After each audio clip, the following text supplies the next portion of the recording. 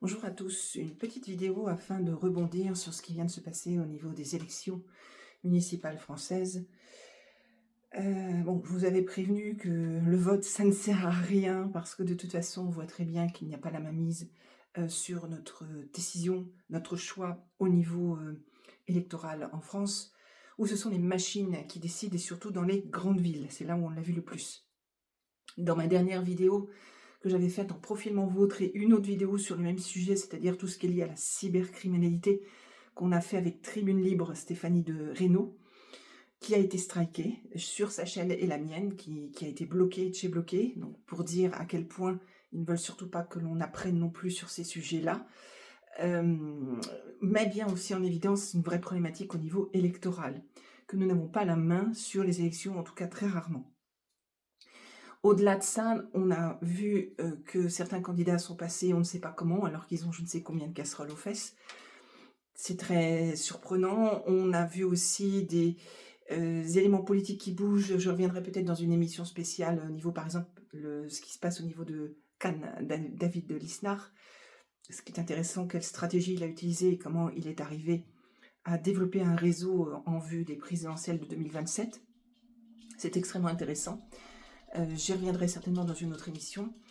Je voulais faire un petit short de façon à ce que vous compreniez que moi personnellement je considère qu'on a besoin de personne pour nous diriger. On doit aller vers cette souveraineté, on ne doit pas remettre notre pouvoir à qui que ce soit, nos décisions à qui que ce soit, et ainsi de suite. Nos actes, tout ce qui fait partie de notre vie nous appartient à nous, et on doit être assez grand et assez autonome pour pouvoir faire ce qu'il faut.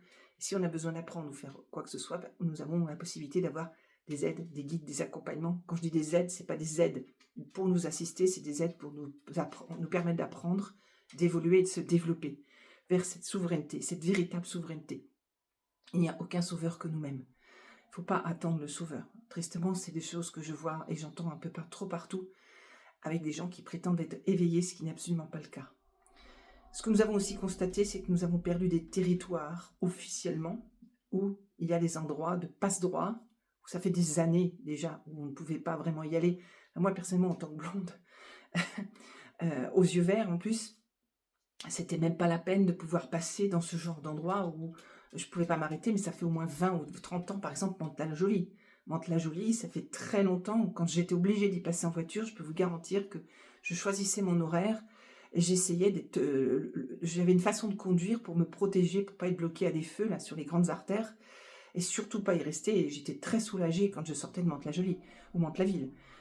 Donc tous ces endroits-là sont des endroits qui étaient déjà de passe-droit autrefois, et qui le sont encore de plus en plus de nos jours, à être officiellement plus notre culture, nos racines, nos origines. Donc clairement, on ne peut pas sécuriser un pays à partir du moment où il y a des territoires qui sont démantelés, qui ne font plus partie de nos valeurs, de notre culture. On ne peut pas. On ne pourra jamais. Qui plus est, certaines polices municipales vont être désarmées. Bon, eh bien, tout est clair, tout est dit. Alors, ce qui est bien, c'est que c'est concentré à des endroits, comme ça nous le savons, le moment venu. Ce qui est extrêmement ennuyeux, c'est que nous perdons du territoire. En fait, nous sommes envahis. Alors, on va traiter ces propos de racistes. Non. J'ai vécu à l'étranger, parmi les étrangers. Et pour moi, il était important de m'intégrer. Il n'était pas question d'imposer ma culture. Et c'est ce que j'ai fait. Et c'est normal. Et si on n'est pas content, eh bien, on quitte le pays. Tout simplement. Et je vivais exactement comme les gens vivaient, les autochtones, en fait. Et parmi les autochtones. Je ne vivais pas parmi les blancs, qui avaient des communautés de plusieurs pays différents, etc. Non, je vivais parmi les autochtones, comme les autochtones. Et c'est aussi une bonne façon d'apprendre la culture des gens et de voir si ça nous plaît ou pas. Et si ça nous plaît pas, eh bien on s'en va. C'est pas à nous d'imposer notre culture à l'étranger, pas plus qu'on doit laisser qui que ce soit imposer leur culture chez nous. À force, nous n'avons plus besoin d'aller dans certains pays, puisqu'on a ce qu'il faut en France. C'est pas la peine de payer un billet d'avion, on a tout ce qu'il faut en France. Par rapport à certains pays, premièrement. Et deuxièmement, si tout le monde est pareil dans le monde entier, ça va être d'un ennui terrible. Où est la créativité, où est l'échange, où est l'apprentissage des différentes cultures, et ainsi de suite. On va être vers un ennui, mais terrible, terrible. Donc ce n'est pas du racisme de dire cela, c'est du protectionnisme. C'est je respecte ma culture, je respecte mes ancêtres qui se sont battus pour que nous soyons libres dans notre culture, dans nos racines. C'est la moindre des choses. Et on n'a pas à se laisser envahir. Le blanc est en danger, c'est clair. Mais la France aussi. Et il n'y a pas que la France, visiblement. Donc ça, c'est extrêmement grave. Et je n'ai rien contre les personnes d'origine étrangère qui vivent en France à partir du moment où elles s'intègrent à notre culture. Comme je le disais, moi-même, je l'ai fait dans d'autres cultures à l'étranger. Donc, c'est pas une question de couleur de peau, c'est pas une question de naissance, en fait, en soi. Vous savez, les Français nés en France, à X générations, qui détestent la France et qui sont mieux dans d'autres pays, ben, très bien, on n'a rien à dire. Tout se passe bien, tout va bien, ben, tant mieux. Eh bien, c'est pareil pour d'autres personnes qui viennent d'autres origines, mais qui aiment la France et qui respectent la France et qui respectent ses valeurs. Donc, ceux-là sont les bienvenus. Pour moi, c'est ça, respecter une culture. C'est pas une question de couleur de peau ou de naissance. C'est je respecte la culture et je valide ce qu'il en est et je vais faire en sorte que cette culture, je ne la brave pas, je ne la dénigre pas, je ne la dévalorise pas, je ne la bafoue pas parce que je respecte le pays qui m'accueille. Surtout quand le pays est généreux. Voilà, donc je tenais à préciser ça parce que je vois beaucoup d'échanges sur ces sujets-là, en mettant en évidence le racisme parce qu'on dit ceci et cela. Non, ce n'est pas du racisme. C'est simplement, on est chez nous. On est chez nous. Donc, on serait dans un autre pays, je ne dis pas le contraire, mais là, on est chez nous. Donc, on se doit d'appliquer nous-mêmes les valeurs de notre pays, de notre patrie, que nos ancêtres ont mis en place. C'est aussi une question de devoir. Ah oui, un grand mot que là, encore une fois, on a complètement occulté. Je ne sais même pas s'il est encore dans le dictionnaire, tellement c'est occulté, on le voit tous les jours, au niveau des générations actuelles notamment, mais pas que. Alors certains vont me dire, moi tant que j'ai mes vacances et que j'ai mes congés payés et que mon frigo est à peu près plein, tout va bien. Eh bien non, parce que c'est une gangrène. En fait, c'est une gangrène. On avait prévenu depuis très longtemps sur ce genre de choses, toujours en nous traitant de racistes. Non, les vrais racistes, c'est pas nous en fait. Les vrais racistes, c'est ceux qui veulent pas voir ces choses-là. Parce que c'est une destruction de culture, mais aussi de l'humain, et des valeurs, et des repères. Beaucoup de gens ne savent plus, ils n'ont plus leurs repères. Pourquoi je ne vais pas dans ces villes-là où je déteste Paris aujourd'hui? Je suis à 7 générations parisienne quand même. Donc je suis la 7e. Et je ne vais pas à Paris, j'y vais qu'exceptionnellement. Je dois y aller là, parce que je suis invitée à une soirée. Et je dois vraiment y aller, donc je vais y aller. Mais je fais l'aller-retour. Je fais l'aller-retour, je prends un taxi, je vais surtout pas prendre les transports en commun que je prenais autrefois, parce que je sais que je vais m'énerver. Je me connais. Parce que c'est un irrespect de ma personne chez moi. On a tous besoin de garder nos repères. Et nos repères, eh bien, c'est pas comme ils pratiquent leur culture. Et ça nous dépayse quand on va chez eux. Mais on n'impose pas notre culture quand on va chez eux. Vous comprenez? Quels que soient les pays, hein. Et certains sont très bien intégrés en France, d'autres pas du tout. On n'a pas à faire ça. On n'a pas à faire ce genre de choses. Alors peut-être que le monde de demain veut aller là-dessus, parce que par exemple, quand vous êtes en Russie, il y a énormément de cultures qui se jouxtent. Et parfaitement bien, mais dans le respect. Dans le respect des uns et des autres. Sans heurts, ou le moins de heurts possible.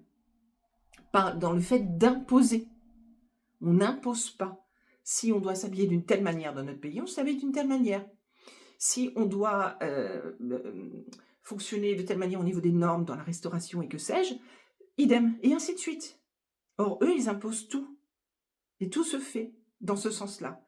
Ce qui va, évidemment, dans l'électorat de ceux qui sont en place, et ce n'est que certaines grandes villes qui ont surtout été prises d'assaut de je ne sais quelle manière, mais certainement pas, à mon avis, légalement, pour faire le jeu de ceux qui sont encore résistants, entre guillemets, dans cette cabale et ces mondialistes et wokistes et compagnie, qui n'ont quasiment plus de prise dans le monde entier.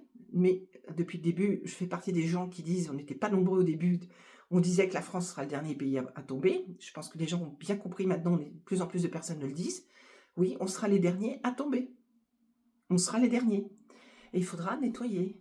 Il faudra nettoyer parce qu'on ne peut pas s'installer quelque part ou rééquilibrer une zone si c'est pas nettoyé.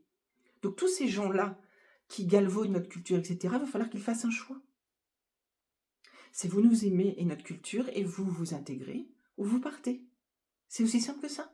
C'est pas parce qu'on vous aime pas, c'est pas parce que on est raciste, c'est juste parce que nous, on était là avant, depuis des générations, Et parce que nous, on connaît notre pays, nous, on connaît notre histoire, nous, on sait qui s'est battu et pourquoi. Les invasions, c'est pas notre truc. Regardez qui a commencé l'esclavagisme. Ah, on dit toujours c'est les blancs les esclavagistes. Non, ce sont les musulmans les premiers esclavagistes et c'était des blancs qui étaient des esclaves. Regardez tout historiquement. Alors je sais l'histoire, on nous trompe, on nous ment et on n'a pas toutes les donnes. Mais il y a quand même quelques éléments qui sont justes dans cela. Regardez. Donc à un moment donné, on voit bien que l'esclavagisme aujourd'hui, il est exactement dans le même sens et ça ne veut pas dire que tous les musulmans sont mauvais. Ça ne veut pas dire que tous les, je sais pas moi, les Asiatiques, les Indiens et tout ce que vous voulez sont mauvais. Mais on n'a qu'à voir ceux qui s'intègrent et ceux qui ne s'intègrent pas.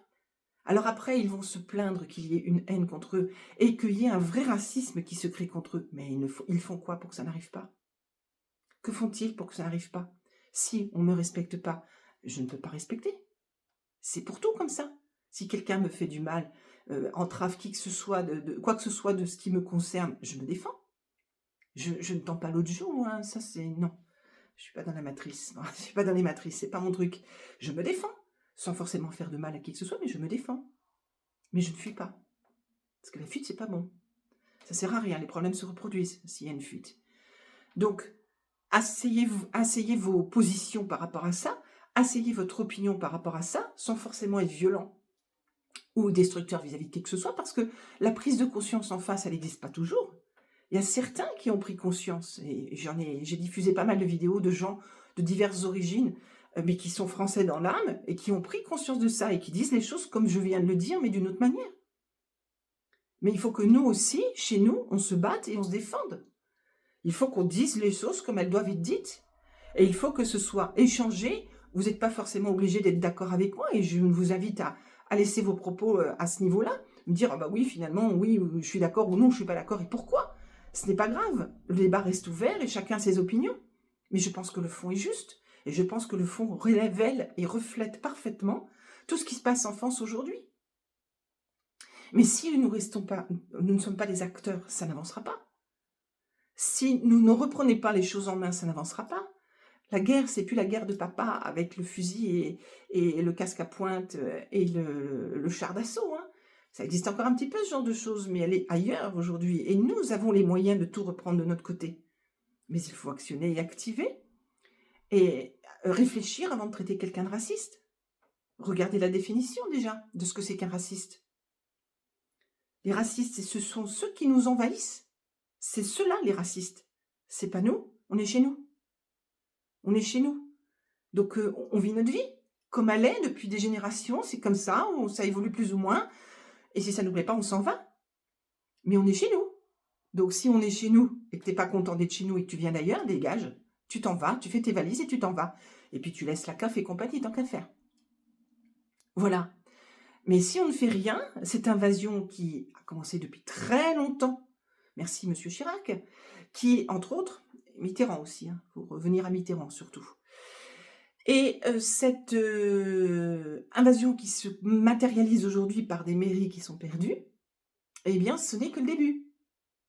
Et regardez ce qui se passe en Angleterre, et comment la population réagit en Angleterre, et ainsi de suite. Regardez, si c'est ce que vous voulez, eh bien, il ne faudra pas vous plaindre si on n'a pas assez réagi. Alors vous allez me dire, mais comment faire? Vous savez, les réseaux sociaux, ça marche très très bien.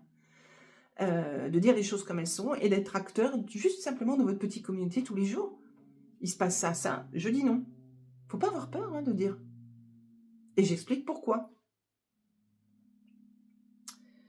Alors, on ne peut pas toujours le faire, je suis d'accord avec vous. Il y a des moments où, et des moments, il y a un temps pour tout, je suis d'accord. Mais quand on peut le faire, on le fait. Nous, on a une communauté d'anglais ici, ils ne parlent pas français, mais je leur parle en anglais. Et je leur dis, quand on vient chez vous, si on parle français, on ne va pas être compris. Donc vous imaginez que vous avez envahi le monde entier, et que le monde entier doit parler anglais. C'est ça votre problème. Mais ici, vous êtes en France, donc parlez français. Alors, ils baissent leur nez la plupart du temps quand je fais ça. Ils baissent leur nez, ça leur plaît pas. Je leur dis, vous êtes chez nous? Moi, chez vous, je parle anglais. C'est normal, je suis chez vous. Ce sont des petites choses. Je vous laisse réfléchir. Je vous laisse développer. Et véhiculer si vous voulez. Peut-être que cette vidéo va être strikée aussi. Je vous invite à regarder mon ancienne vidéo, l'émission faite avec Stéphanie. Parce que c'est extrêmement important et c'est beaucoup plus grave que tout ce qui se passe aujourd'hui au niveau de l'Irak et compagnie. C'est certainement pour ça qu'on n'en parle pas. Hein. C'est lié aux réseaux sociaux, Justement, c'est lié à notre identité numérique, tout ce qu'on appelle les data. C'est lié à toutes les attaques dont on est victime. On est complètement nu au regard de tout cela. Et c'est en lien aussi avec les élections. Tout est en lien. C'est pour ça d'ailleurs qu'on me bloque depuis bien avant 2020, parce que moi, ça fait longtemps, longtemps, longtemps.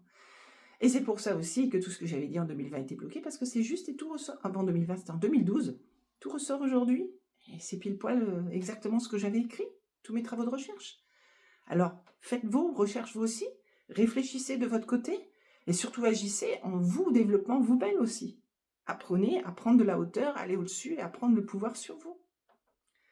À bientôt. Bonne journée.